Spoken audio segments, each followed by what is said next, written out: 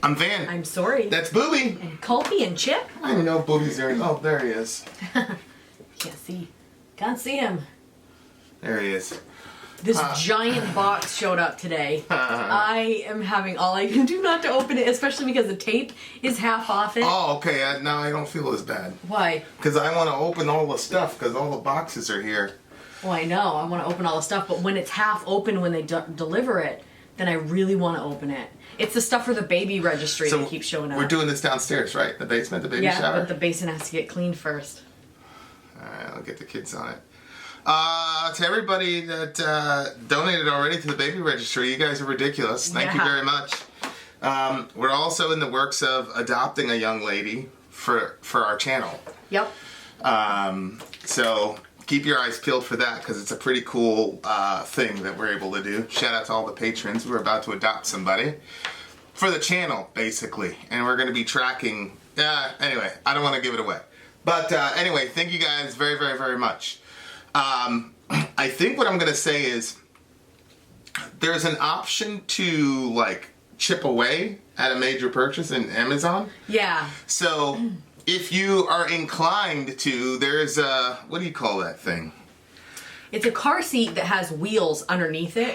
So when you put the car seat away in the car, it like tucks the wheels underneath. We have so many kids that not everybody can fit into the vehicle with a stroller. So the thought was, oh, if we get that thing, it'll double as a stroller and then the wheels will be underneath and it won't be taking up extra space in the SUV. But it's pretty pricey, so... It's called the Duna Infant Car Seat Latch Base. So what I would say going forward is just let's all work on chipping away at that, and then I'll cover the rest because that's the big one. But anyway, thank you guys very, very much. We're really, really excited. I can't wait for the baby shower. Yeah. We're gonna live stream it, so you guys will be able to see us opening up the gifts that you've sent us and stuff like that. Yeah, so it's gonna be hopefully fun. You're putting your name on the inside of the stuff so we know. Yeah. because yeah. But because we'll be live streaming it, then people can know they can say, oh, that was from me if they didn't put their name inside it. We might even yeah. So thank you guys so much. Okay, this is Heat of Damage. They're a band from California. I sent a little thingamajiggy. I sent a little teaser on Twitter and Instagram last week. And it's funny because they know Gershok. Oh, you know really? That? No. Yeah. X was like, oh my god, I know those guys. So this is Heat of Damage. Okay. They've got a video, and the name of this song is called Siegfried's Last Bow, and 8-minute song. So this is a band from California. If you want to know how to get your local band, previewed on our channel, hit us up at vinandsori@gmail.com. Yep. But right now, let's check it out. Heat of Damage, Siegfried's Last Bow, go! Go. Yikes.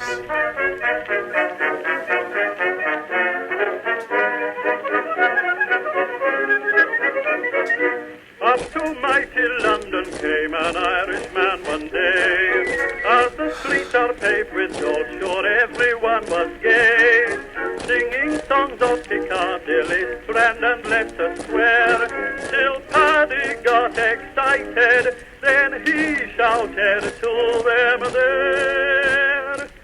It's a long way to Tipperary, it's a long way.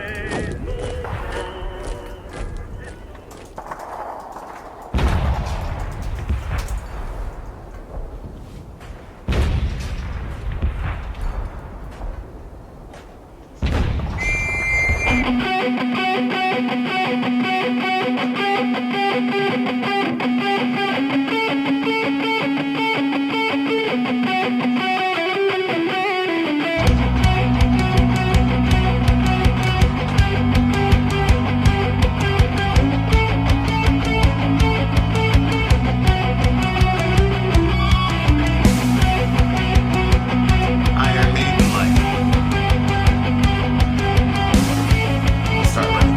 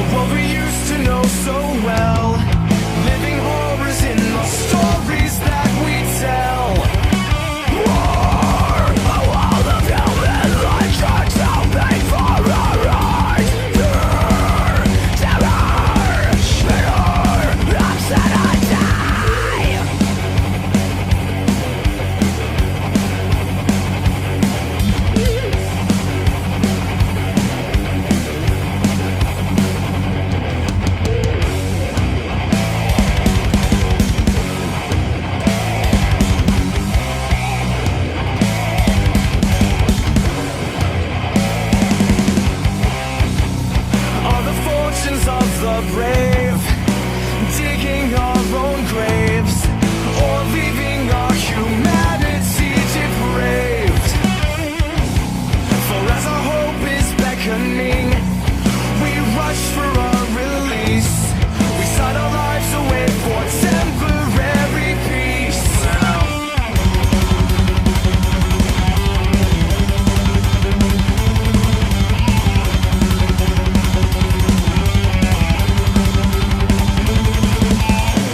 With arms beside me, I hear the whistles blow. This battle's come to the end of all we know. On the front we make our stand, in the name of the motherland. Cities falling, forests burn, past the point of no return. With our sons under the ground, for the sake of cross and crown.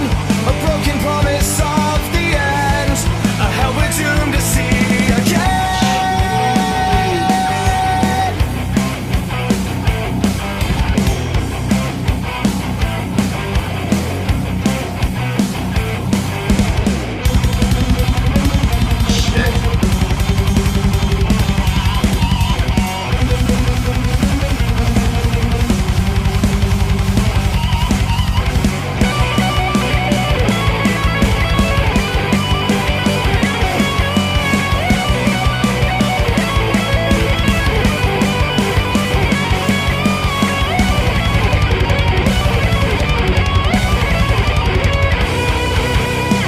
With arms beside me, I hear the whistles blow. This battle's come to the end of all we know. With arms beside me, I hear the whistles blow. This battle's come to the end of all we know.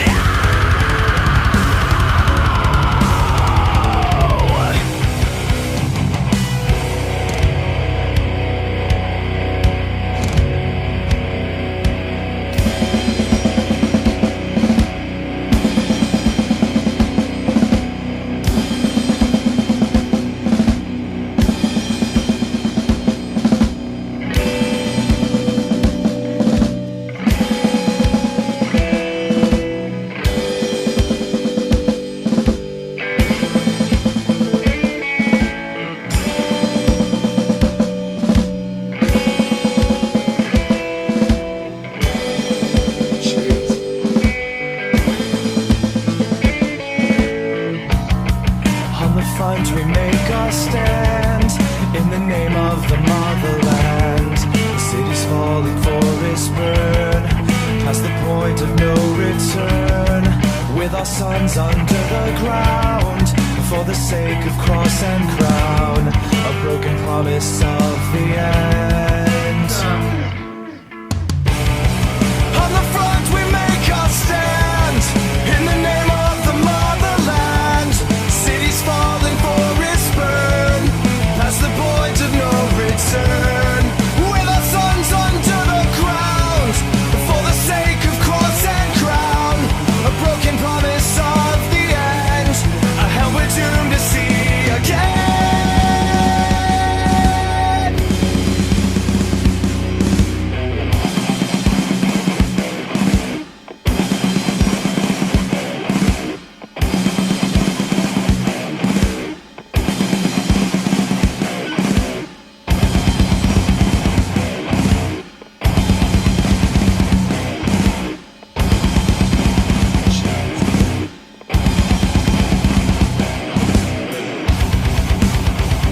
Whoa!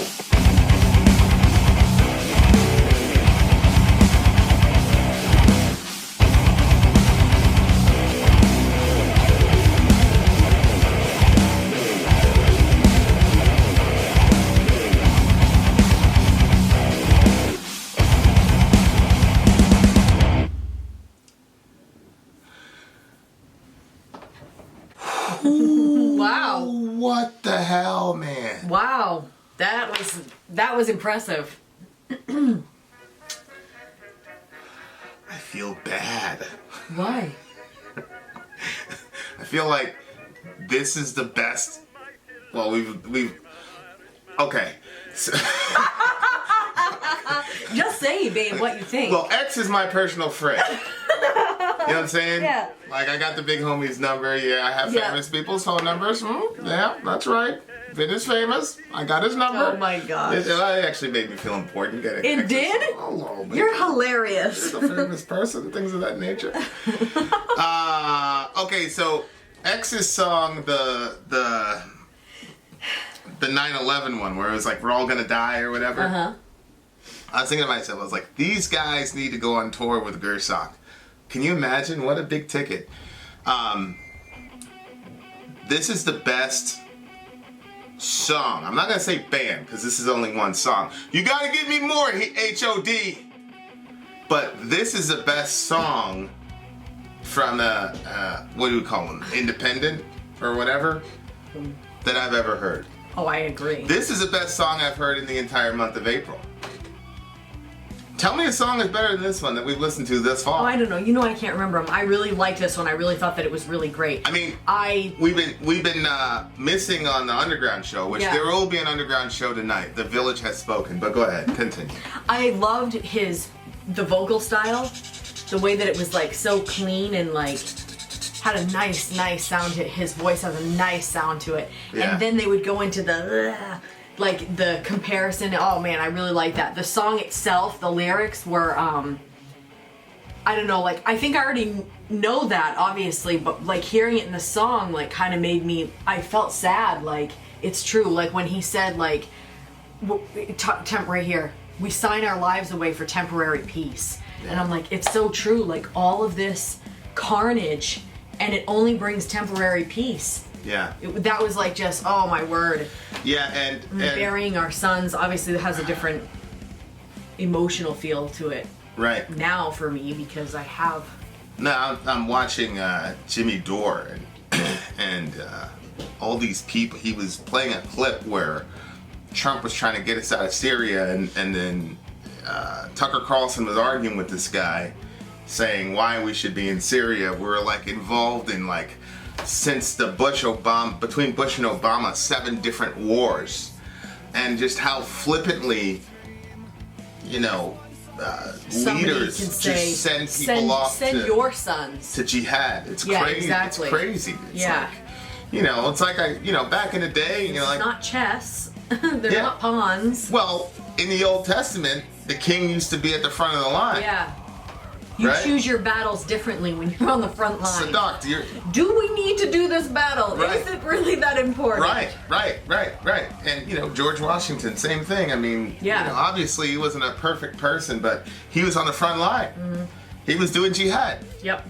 But now you get all these politicians, these quadrillionaire politicians, and, there's this email about Libya paying it. There was one of the WikiLeaks, emails that Dore was reading was about these people deciding how can Libya pay us back for their liberation, and talking about, What? taking their resources and all this stuff. Are you yeah, serious? Yeah, it was pretty crazy. So it's just like how flippantly these people send us Okay. off to war. You know what I mean? Like, Yeah. Oh yeah. and that's why I said, like, I am not a fan of women in combat MOSs, because it's like, it'd be one thing if we were like completely stretched to the limit and desperately needed Yeah. firepower, but it's like, okay, you sign up for a combat MOS and then some idiot can send you off to, all over the planet to continue to make sure that the empire functions. It's pretty crazy. Yeah. War is hell. I Yeah. think one of it was like we were born to die in hell. Yeah. Something like that. Yep. We were born to die in hell. This is gonna sound blasphemous, but I feel like this is this generation's disposable heroes from Metallica. Back to the front. You will do what I say when I say back to the front. Yeah. You will die. Like, obviously that was a classic record. But these guys, I don't know.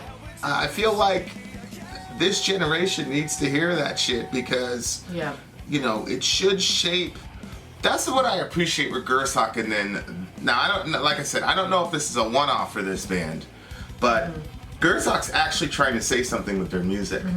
And these guys are actually trying, at least in this song, are actually trying to say something with their music. Yeah. Now I think if I pull up the email, can you go back? He says, with our I want to with our read sons what he under said. the ground. Oh man. Oh. Well, yeah.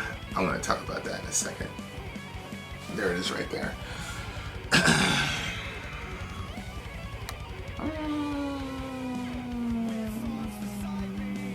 Wow, it was. And you know what? I think that the music video and what the song is about and everything, they fit right in well together. I didn't think that they missed on that at all. Like it was very. There it is. The lyrics are derived from actual experience shared by poets and soldiers from the era. And then that's I recognize World War I because, you know, of all the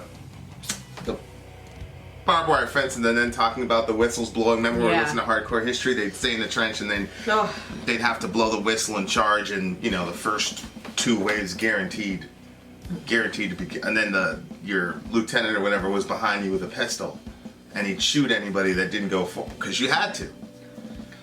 Well, did you notice, like, whenever he was coming out of the trenches, one guy was having trouble getting out? You're like, is he, or is he scared, or does he not want to be out there? And then everybody is way ahead, and there was another guy trailing behind. Yeah. It's just, yeah. I mean, whew.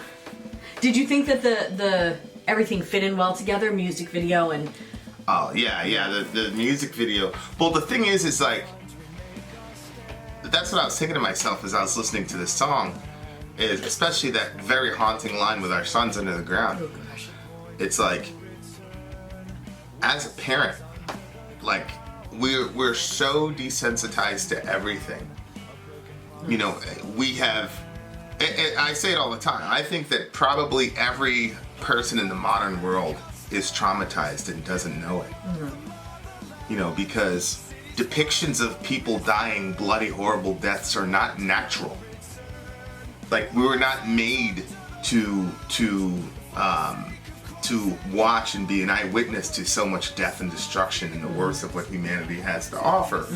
So because of technology and things of that nature, like, I forgot the average American has seen, like, I don't know, like 10,000 deaths or something by the time they're 18. You know, whether real or you know, fictionalized. Yeah. And then on top of that, you know, you have the social media, YouTube camera phenomenon. That's why Christina Earlymore, one of our friends in the channel, she had posted this thing about this trans girl getting jumped and brutalized by these people. And I said, I'm not watching that. And she said, why not? And I said, because it's just going to be a bunch of people watching this girl getting beaten half to death, and then some other guy or woman, whoever, with a phone camera recording the whole thing, not doing a damn thing to stop. And I can't deal with that, because I know, like, you know, it's just the same thing with the Philando Castile thing. Like, I'm not going to sit there and watch that and watch his daughter, you know, yelling and screaming as her dad is getting killed in front of her. Like, you know, I'm trying to maintain, you know, my humanity, you know. So on the other hand, like, I get it. It's important to chronicle that stuff, you know, when trans person is getting attacked. You know, there's got to be some proof. You know what I'm saying? So I get that. And I also get that there were a couple, like I said, I didn't see the video, but she described it to me. And she was like, yeah, nobody helped her. Then after the dudes left or whatever, some women came and picked him up. Like, you know, we're trying to follow the guys that did it or something like that. You know what I'm saying? Like, and then she's on the ground, and I don't know if like I put that in my head so I could kind of reconcile it to myself, but it was just a crazy situation. So my point is like, I'm watching all this and I'm like, oh yeah, I remember seeing this stuff. Crazy situation. I remember seeing this stuff on the History Channel. Like, seeing all these people get killed or whatever. I was 17, 18 years old. War stuff? Oh, yeah. I was obsessed. This was like right before 9/11, too. I was obsessed with the History Channel because they had all the stuff on war. And that's when it first came into my head, like, you know, I'd like to, you know, whatever. And then 9/11 happened, and then... So it was kind of like... Yeah. conspiracy. But good Lord.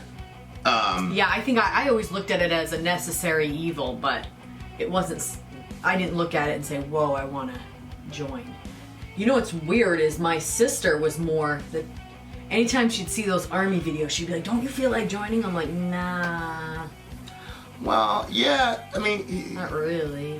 the most recent Army video is the dudes in there. It's a city clearing. You know, they're going. You're seeing new tactics and stuff like that, and it looks exciting and whatever. And It's so weird because when I see stuff like that, like the only thing, like I'm thinking my freedoms though. what do you mean? Like I don't like being in a situation where somebody else controls my actions. Oh, I yeah, don't like that. yeah. I'm not good in those situations either. But there's There's places for people like that. well, yeah. There are different places you can go to where you can still wreck shop and not have a lot of oversight. But you know, but whew, God Almighty. So my point was, I'm watching all this stuff, and I just remember, like, there was one point in the video where I was like, no, these are, you know, you start imagining Dorian and Johan, Oh gosh. you know, when it says sons under the ground, and like, how many parents had to, and I love that cover too with the roses and such. Yeah. Because the roses are the same color as the blood that, Yeah. you know, whatever, and I think that that's significant. Well, I think that when you think about, for me, like as a mom, like if my sons died in war and they, you know, like a lot of times they don't, well, or it seemed to me that they didn't bring the bodies all back because you're on enemy territory or whatever. Like sometimes you got to just leave them there, and just the thought of like the government or the whoever like using my sons as a means to accomplish something that may or may not have needed to be done, and like I have to spend the rest of my life mourning the loss of my sons because you couldn't get your shit together. You know what I mean? Like I just feel like if it was your sons that were going, things would be different. Right. You wouldn't make the decisions and the choices that you make. But Yeah. that's just. Well, that's why, you know. And the value of a human life, and that it's your kid, so you feel that value more than they feel that value for your Right. kid. And so when your child gets shot and dies in the field, like that is a huge deal and a huge loss for you as a parent. Yeah. But they're just another number to those people. It just Well, yeah, that was the thing. I was listening to, you know, you listen to Hardcore History, and he's like, yeah, 10,000 kids from Germany got mowed down, and da-da-da-da. And then he goes on to the next sentence. Yeah. And it's like, those are 10,000 parents, 10,000 brothers, 10,000 sisters. Mm-hmm. Like, the you know, war is the epitome of the worst of human beings. and it's not just a temporary thing. The rest of your life you live out without them. Ugh. Well, that was the thing where I was, you know, we had dropped the girls off at your sister's, and she's got 3 boys, and they were playing in the dirt, and then they started fighting each other about, you know, whose dirt it was. Right. You know, it's like that Tool song. I forgot the name of the Tool song, but it's like, you know, and they were like, yeah, and one hit the other one or something, or threw the dirt in the other one's eyes, and the other one, I said, I knew he's gonna get some revenge for that shit. Yeah. But like, and I said, this is where it starts. Yep. You know, it's like, we can, as adults, we can look at kids and like, how silly is that? It's not even your dirt, it's your dad's dirt. You're not paying the Right. mortgage, you idiot. Right. You gullible idiot. But at the same time, it's like, none of this is ours. Right. All these arbitrary lines that people are literally fighting, killing each other for Yeah. for essentially territory and all that. It's just crazy to me. And then how flippant people are with just sending young people off to war. But look at that. I'm a big believer in, if you can start the song with a good, you got to start the song or the verse with a powerful line. I was never taught I was a slave. Yep. You see that I'm the problem. Mama said I was a prince, the seed of Akhenaten. Yeah. That's a preview. You know what I mean? Like, you gotta, and look how they started. Bodies fall before the leaves. Mm-hmm. Get it? Because leaves, you know, when they die, they just fall to the ground and, Yep. and whatever, and they're worthless. It's Yep. like, you know, leaves fall before us, but the body then becomes, you know, Yes. it's as, you know, ubiquitous as leaves falling, you know, because that's war, you know. It's such a powerful line to start the song off with. I Really, wonder really when powerful. the war took place too. Well, it's World War One. Yeah, what time of year? Oh, I mean, it was When did it start? It was all year round, you know what I mean? Yeah, but when did it start? Oh, let's see.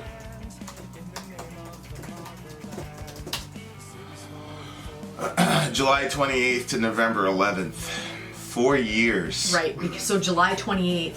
Well, I don't know where, but like in Maine, July 28th, August and September, your leaves are changing. They're about ready to start falling, so the bodies were falling before the leaves. Well, July is like a summer month. No, July 28th, that's the end.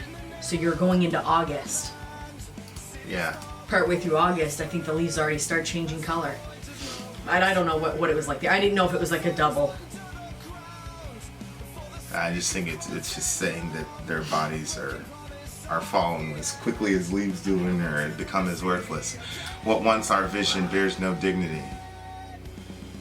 See, that's a crazy thing. Is like it's true. As a young man, there's a lot of glory and dignity in the concept of war. Even though the dichotomy is when you go into war and you're a successful person, it's you at your worst. Mm-hmm. And you at your lowest. Mm-hmm. Like, why do you think these dudes that come back and they survive and then they end up killing themselves? Yeah. Because it makes you have to be a certain type of person. It has to. You have to call on the worst part of your nature in order to be a successful warrior. And again, you know, a lot of time it's a dichotomy because you also do it out of love for your guys. You know, everybody knows that, but at the same time, at the end of the day, you killed another human being, and you know all the dignity or whatever you want to call it, all the glory, and he was gonna kill me and blah blah blah. It doesn't matter. You killed another human being, mm-hmm. and you had to dig in and find the worst part of yourself in order to make that happen. And that's a tough burden. Yeah.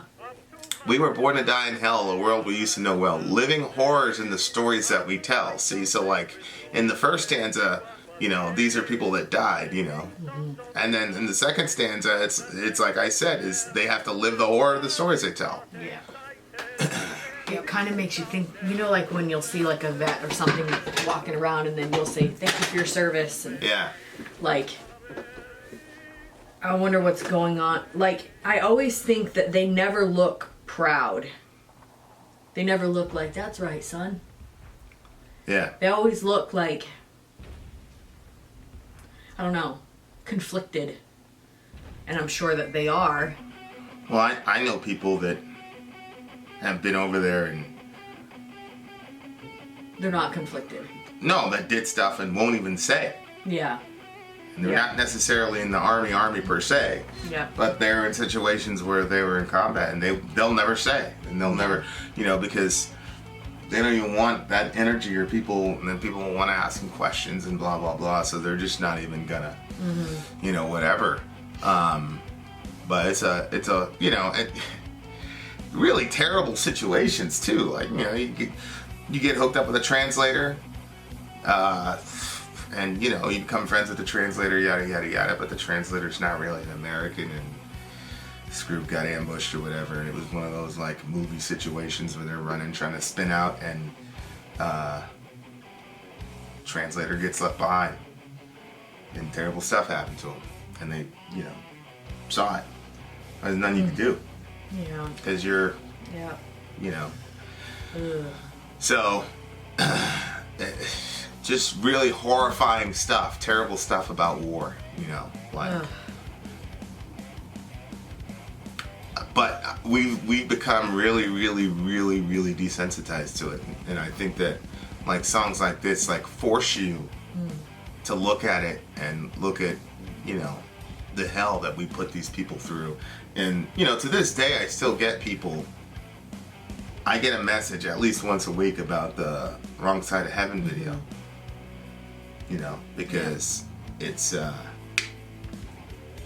know, it's real stuff that these dudes have to deal with. Yep. But yeah, just instrumentally these guys were like I felt some Iron Maiden energy there. I felt some thrash. there was a lot of really different styles. Really good. There were a lot of different styles in this song, and a lot of times when bands try to do that, it just doesn't work. It's just like, like a kid, like they just This was awkwardly smooth and clumsily. You're right. It was smooth. Everything seemed to really fit in well together. It made sense. It wasn't like, okay, one guy's a Metallica fan, so he wants to do thrash, and another guy's a, you know what I mean? Like, there were a lot of genre styles in this, but at the same time, it was a classical kind of war song, Metallica type situation. Sun's under the ground for the sake of crossing ground. And it's one of those things where I always tell my boys, like, if you're gonna die, make sure you die for something significant. Don't die over some dumb shit. Like, make sure you die for a significant reason. Yep. And of course, shout out to everybody that fought in World War I and World War II. I mean, those were significant. Those are significant undertakings. And when you really look at on the macro level, you could say they died for very important reasons. But on the micro level, I was amazed at just horrible strategic decisions that were made. And in that sense, they died for no reason. But at the same time, it's easy to say that from 2020 hindsight. We hadn't caught up to. That's one of the things I saw in hardcore history is we hadn't caught up to. Organizing our tactics to account for technology. And so because of that, people died, needlessly. Now looking back, we can say, you guys didn't, keep up with the times. But at the time, that's all they knew. That's all they were educated in. That's how they were trained. And went to West Point or whatever, school of war. You probably revert to your training. Of course. You've got it, and that's the thing that the Germans had, and they were, especially in World War II, they were able to innovate and match tactics to technology. And that's one of the things that made them so dangerous is that they were so willing to think outside of the box and do crazy stuff that nobody'd seen before. So so in that sense, a lot of those kids died for no reason. But in the macro sense, of course, it was a noble cause, I think. Easily say that. But good Lord. Yeah, and I think that's why I love, Jimmy Dore and other people like that. Like they're not flippant about war. I've seen the only people that I know that are not flippant about war is people who've tasted it. Everybody else seems to just be like, let's go here, let's do this. Yeah, sure. Especially on the right wing. It's like all these right wingers who just love to send people to war, none of whom have seen a moment of war in their life. They want to send all these kids out and want to, they've never sat with a woman who just lost her husband. They've never lied to somebody. Oh yeah, he went out pretty peacefully. They've never had to tell those lies. So, I think songs like this, if you really listen to them, I don't care what your perspective is. My perspective is that God always has prophets in a given society. And if you listen to what these people are saying lyrically and watch the video, and if you listen to what Gersak was saying, I don't care what they believe. That's a prophetic voice. Like that's God telling you, like, yo, don't be so flippant about sending people off to jihad, man. And it's a lesson that of all people, Americans need to hear. Not because we're a force for evil in the world, but because we're the lone superpower in the world. And Americans, like a lot of us, have just been socialized to believe that if we want to go to war, we can just shoot up and do whatever we want to other people. And you can't do that. You gotta at some point pause and say, wait a second here. Like, you get, and the other side of that is, sure, we've got the best technology, best tactics, blah, blah, blah, best in the world. I'm gonna say that, and it's true, But that means if your sons come home, that means the Iraqi families, the Hamza family is going to be in mourning. That means the Syrian family is going to be in mourning. That means the North African family is going to be mourning. Like, so you gotta, you know, it's like Latrell said, you know, do whatever you can, negotiate, whatever. But if you let those dogs off that leash, Oh, makes my heart hurt. you gotta walk around with the weight of that. Yep. You know, you can't just. So anyway, good song, very, very good song, very important stuff we need to hear, stuff we need to be reminded of. Patrol, what do you give it? 9.8.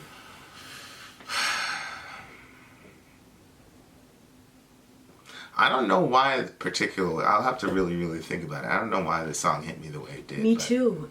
But I feel like this is a necessary song.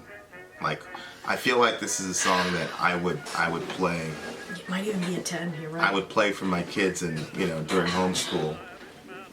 You know, Yeah. when we do World War I, and then I think the other one that Gersak had with the, I think it was talking about atomic warfare or whatever. But yeah, this is an 11 for me actually, because of just it's probably because it's coupled with the video. I think coupled with the video, like it's a package deal. Such a good job. You gotta give it another. So it's Good job. it's an 11 for me. I think it's the best song I've heard. Best song I've heard in a while. Best song I've heard in a while. Definitely best song in April. And shit. Good job, guys. Jeez, I don't know. I don't pass out 11s though. Yeah, you don't pass out. But it's definitely a 10 probably, because I don't know why I'm not doing 10. Well, it's like I said, you know, It's extremely important. when you couple it with the video is what did it for me. Yeah. You know. Probably it's a 10, you know, whatever, but with the package, with the visual package, that's why. I just think it's important. I kind of feel like your boss. I don't pass out 5s. Right. No, nobody can be a 5. Right. Nobody can be 11. How can you be better than perfect? All right. 10. All right. I can't do it. 11. I can't do 11. Vin out. Sorry, out. Gone. Just can't do it.